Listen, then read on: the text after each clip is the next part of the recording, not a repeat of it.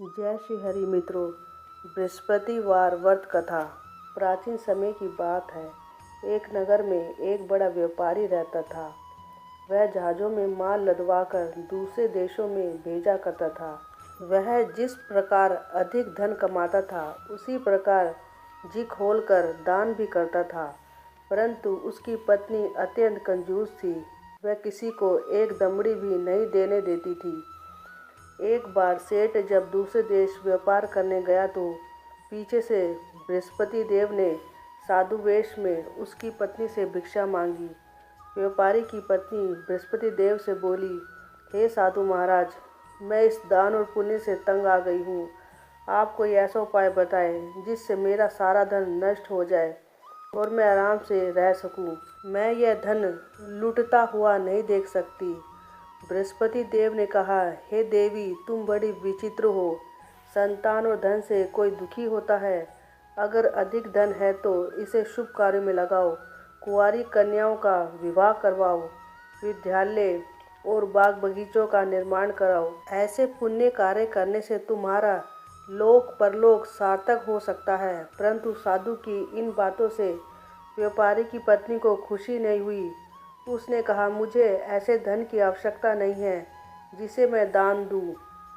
तब बृहस्पति देव बोले, यदि तुम्हारी ऐसी इच्छा है तो तुम एक उपाय करना। 7 बृहस्पतिवार घर को गोबर से लीपना, अपने केशों को पीली मिट्टी से धोना, केशों को धोते समय स्नान करना, व्यापारी से हजामत बनाने को कहना, भोजन में मांस मदिरा खाना, कपड़े अपने घर धोना। ऐसा करने से तुम्हारा सारा धन नष्ट हो जाएगा। इतना कहकर बृहस्पति देव अंतर्ध्यान हो गए। व्यापारी की पत्नी ने बृहस्पति देव के कहे अनुसार 7 बृहस्पतिवार वैसा ही करने का निश्चय किया। केवल 3 बृहस्पतिवार बीते थे कि उसकी समस्त धन संपत्ति नष्ट हो गई और वह परलोक सिधार गई। जब व्यापारी वापस आया तो उसने देखा कि उसका सब कुछ नष्ट हो चुका है। उस व्यापारी ने अपनी पुत्री को सांत्वना दी और दूसरे नगर में जाकर बस गया। वहाँ वह जंगल से लकड़ी काट कर लाता और शहर में बेचता। इस तरह वह अपना जीवन व्यतीत करने लगा। एक दिन उसकी पुत्री ने दही खाने की इच्छा प्रकट की, लेकिन व्यापारी के पास दही खरीदने के पैसे नहीं थे। वह अपनी पुत्री को आश्वासन देकर जंगल में लकड़ी काटने चला गया। वहाँ एक वृक्ष के नीचे बैठ अपनी पूर्व दशा पर विचार कर रोने लगा। उस दिन बृहस्पतिवार था। तभी वहाँ बृहस्पति देव साधु के रूप में सेठ के पास आए और बोले, हे मनुष्य, तू इस जंगल में किस चिंता में बैठा है? तब व्यापारी बोला, हे महाराज, आप सब कुछ जानते हैं। इतना कहकर व्यापारी अपनी कहानी सुनाकर रो पड़ा। बृहस्पति देव बोले, देखो बेटा, तुम्हारी पत्नी ने बृहस्पति देव का अपमान किया था, इसी कारण तुम्हारा यह हाल हुआ है। लेकिन अब तुम किसी प्रकार की चिंता मत करो। तुम गुरुवार के दिन बृहस्पति देव का पाठ करो। 2 पैसे के चने और गुड़ को लेकर जल के लोटे में शक्कर डालकर वह अमृत और प्रसाद अपने परिवार के सदस्यों और कथा सुनने वालों में बांट दो। स्वयं भी प्रसाद और चरणामृत लो। भगवान तुम्हारा अवश्य कल्याण करेंगे। साधु की बात सुनकर व्यापारी बोला, महाराज, मुझे तो इतना भी नहीं बचता कि मैं अपनी पुत्री को दही लाकर दे सकूं। इस पर साधु जी बोले, तुम लकड़ियां शहर में बेचने जाना। तुम्हें लकड़ियों के दाम पहले से चौगुने मिलेंगे, जिससे तुम्हारे सारे कार्य सिद्ध हो जाएंगे। उसने लकड़ियां काटी और शहर में बेचने के लिए चल पड़ा। उसकी लकड़ियां अच्छे दाम में बिक गई, जिससे उसने अपनी पुत्री के लिए दही लिया और गुरुवार की कथा हेतु चना गुड़ लेकर कथा की और प्रसाद बांटकर स्वयं भी खाया। उसी दिन से उसकी सभी कठिनाइयां दूर होने लगी। परंतु अगले बृहस्पतिवार को वह कथा करना भूल गया। अगले दिन वहाँ के राजा ने एक बड़े यज्ञ का आयोजन कर पूरे नगर के लोगों के लिए भोजन का आयोजन किया। राजा की आज्ञा अनुसार पूरा नगर राजा के महल में भोजन करने गया, लेकिन व्यापारी व उसकी पुत्री तनिक विलंब से पहुँचे। अतः उन दोनों को राजा ने महल में ले जाकर भोजन कराया। जब वे दोनों लौट कर आए तब रानी ने देखा कि उसका खुट्टी पर टंगा हार गायब है। रानी को व्यापारी और उसकी पुत्री पर संदेह हुआ कि उसका हार उन दोनों ने ही चुराया है। राजा की आज्ञा से उन दोनों को कारावास की कोठरी में कैद कर दिया गया। कैद में पड़कर दोनों अत्यंत दुखी हुए।